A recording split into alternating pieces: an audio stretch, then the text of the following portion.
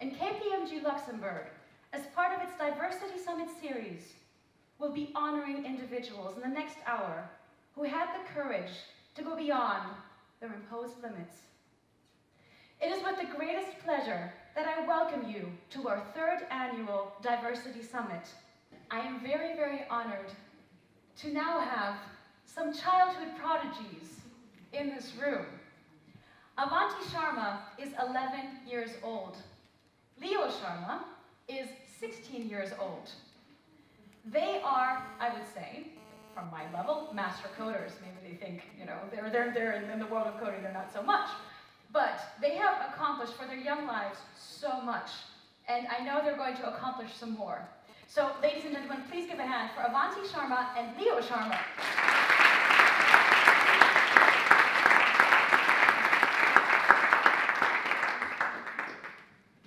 Hi guys, I'm Leo. I'm 16 and the co-founder of Workshop for Me, a non-profit organization through which we teach children aged 6 to 16 how to code. Hey everyone, I'm Avanti. I'm 11 years old and I'm the pre-teen technology specialist at Workshop for Me. I was introduced to the world of coding by my mother when I was 12, and she's an IT professional, and I've sort of liked it since. Learn to code got me to make my own games and not just play them. I was introduced to coding at the age of 7. I was inspired by my mom and my brother. Since then, it has been a steep rise in my activities and involvement. Together, we've been hosting many events over the past 4 years under initiatives such as EU Code Week, Geek Week, etc., etc. I love technology and innovation, and I want to share my experience with the rest of the world. I believe that learning to code is like learning to think. We see ourselves as entrepreneurs who want to bring away a change in the way the adult world looks at children. The world believes that entrepreneurs have to be disruptive, but we, in our own respective areas, think that, is the world really ready for entrepreneurs to become disruptors? As pre-teen and teen entrepreneurs, we're up against 2 great challenges. 1, to bring about a change in the status quo, and 2nd, to prove to the adult world that we are capable of what we are trying to do. While this world has seen teenagers ruling as kings and queens, it can't even imagine a teenager driving a business corporation. But why? The world needs to change its outlook significantly so it can understand the true power that teenagers have and the fundamental, monumental changes they can bring to the way governments and organizations run. I love to attend IT and science conferences. At the moment, a big difference could be made to my life if my school system could grant holidays to attend conferences. Hopefully, this change will come in around 2 to 3 years, but all your support is definitely needed. The world has seen flexible office hours and working from home. Now, it should extend that same concept to us, teenagers. We could learn better, deeper, and faster when entrusted to learn at our own pace and timing, with only a fortnightly or weekly visit to a school or college campus. It would unleash the creativity within us. Thank you. Thank you.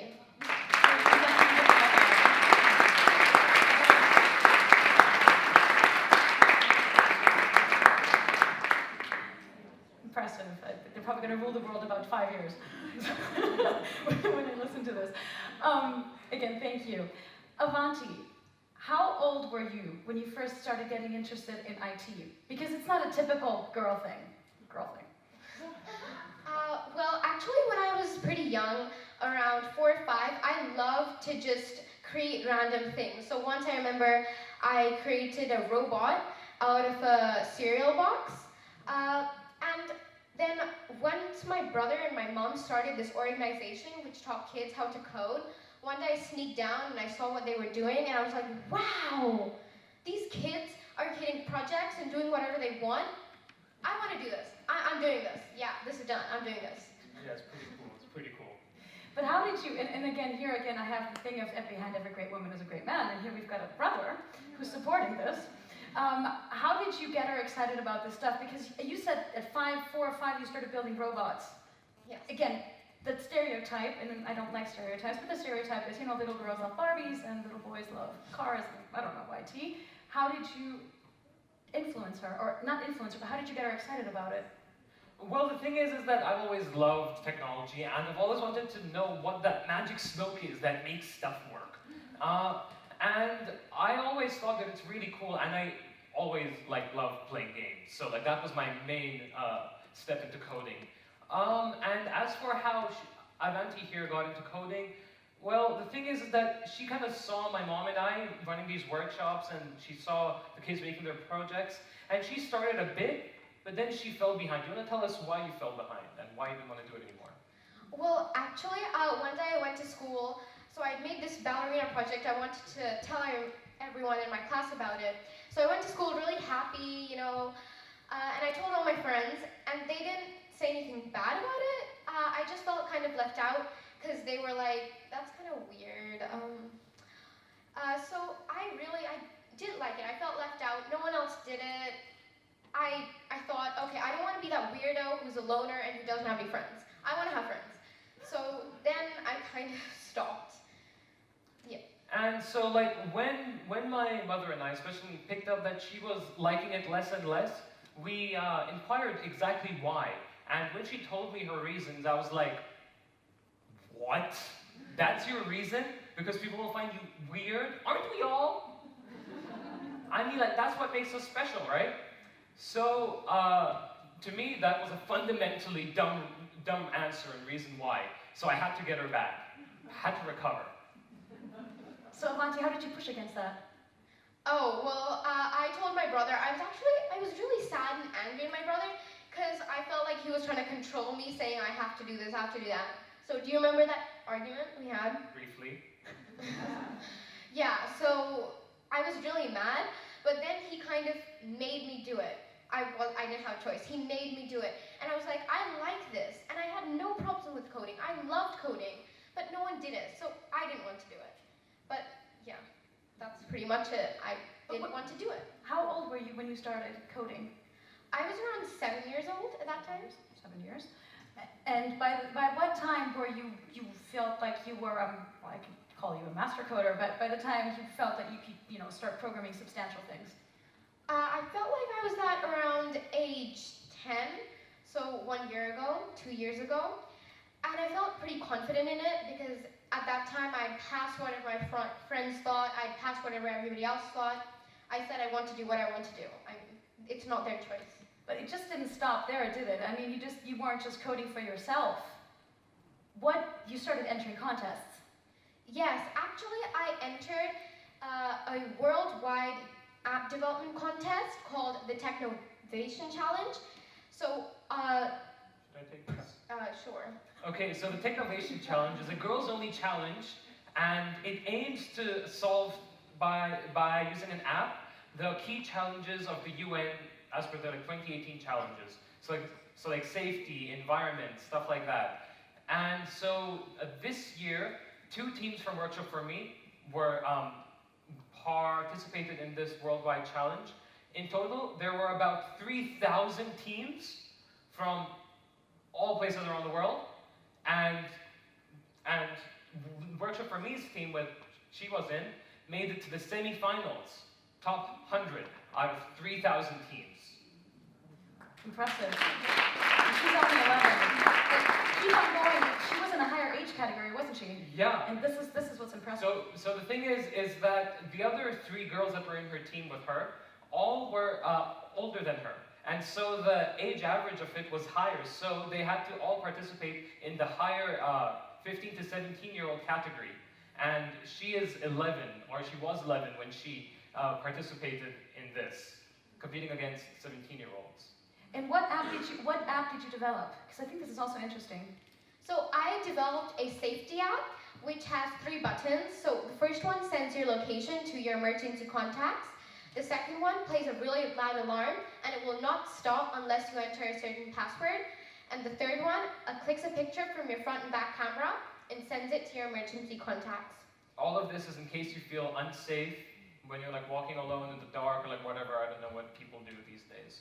But to a similar extent, it's a personal safety app, mostly aimed at girls. And have you found any sponsors yet for this app? Is anybody picking up this app right now? Not yet, But Ladies and gentlemen, your opportunity to invest. Yes?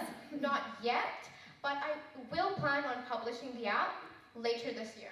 I think this is the fact that, at 11, and yes, you were in a bigger group, that you were thinking already of the implications of what this app that she was helping greater society is impressive. I mean, most people, I think they play with, I don't know, well, that's the misconception again, board games and whatever, but she's already thinking of changing the world at 10 or 11 years old, and it's impressive.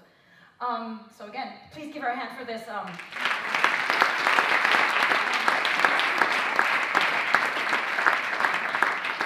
But also Leo, and again, you've seen, I think both are great speakers at this age.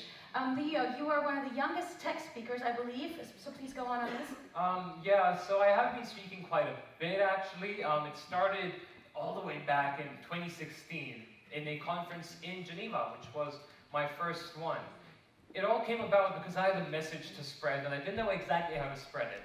And so I looked around for places where I could speak, and they were the ones who accepted first.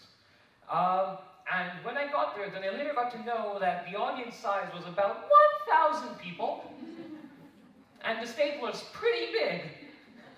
Luckily, I have this great coach called Steve Ritchie. Hi there. He's not here, but it's being recorded. He's probably going to see this. And he taught me through it. He calmed me down, first of all. And he said that all you're going to see when you're up there is pitch black and a bunch of Apple logos from the screens of the MacBook. And then since then, I've kept on speaking because I've seen that the world needs to be changed. There are several things I don't like about it, and I'm not someone who's going to accept it. So change is the only way. Impressive. Avanti, and I just want to go back to what you do now. And your brother mentioned, or actually you mentioned as well, that you actually teach kids to code now. Yes. So please explain further what you're doing. So over the weekends, we have a coding class called Workshop for Me, and we teach around 48 kids a week, so 12 kids per class. And this is during the weekend. We're both full-time kids and students, and my mom works full-time. So the only free time that we did have were the weekends. And the reason which me and Leo teach kids is so it's kind of like a play date, a friend thing, not like okay, I'm a big teacher, I'm the boss of you, you do this.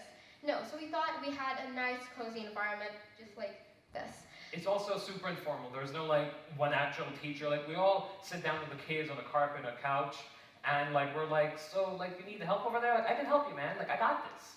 And it's a very informal, cozy environment, similar to the stage here.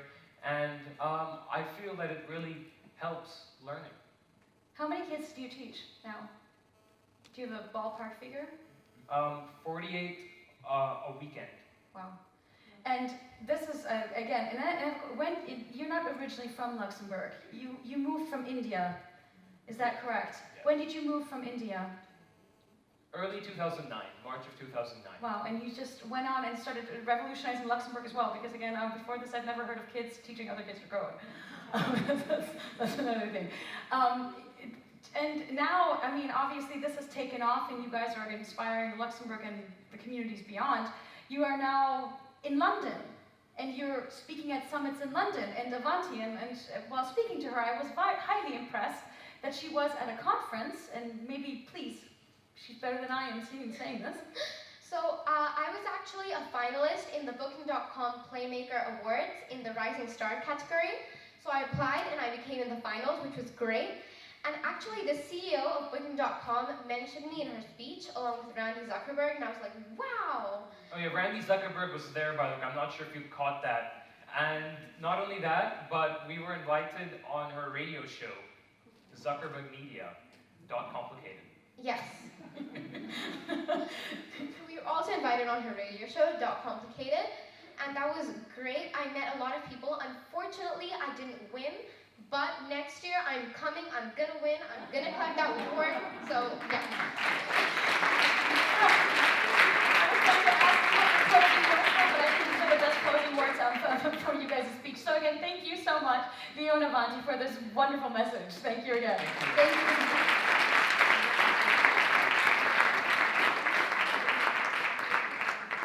So we've seen seen what the future holds, and I think the future is bright.